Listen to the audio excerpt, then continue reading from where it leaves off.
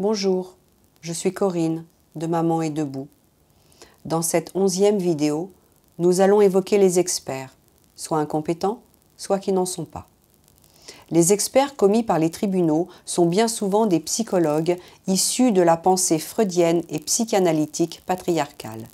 La mère est toujours responsable des maux de ses enfants. Les mères qui souffrent ou qui sont en colère sont qualifiées d'hystériques, alors même que depuis bien longtemps, le terme n'est plus usité par les professionnels de la santé mentale et a été exclu du DSM, le dictionnaire des pathologies mentales. Si cela ne suffit pas, la mère sera accusée d'être narcissique pour n'avoir parlé que d'elle lors de l'entretien, alors que les questions posées la ciblent personnellement. Ces experts, après des dizaines d'années de pratique, ne sont parfois même pas formés aux violences conjugales et à la manipulation.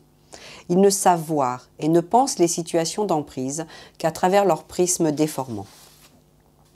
De plus, les experts désignés par les juges disent bien souvent ce que les juges veulent lire, à savoir que le problème est bien le conflit conjugal ou conflit parental et qu'une médiation familiale va tout régler.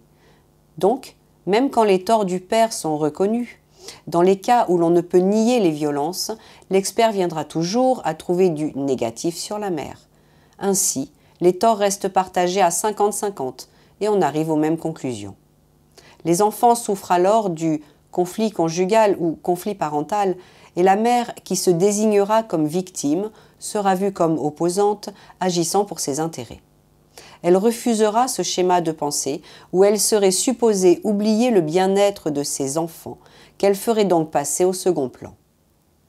Il est à noter que ce fait est immuable, puisque nombre de professionnels dégoûtés par le système se tourneront vers une autre forme de pratique, et qu'il ne restera que les psychologues qui ont adopté ce mode de pensée uniformisé. Ils sont souvent assez dénués de bon sens et de toute forme d'empathie pour pouvoir continuer à dysfonctionner dans ce système sans remettre le moins du monde leur pratique en question.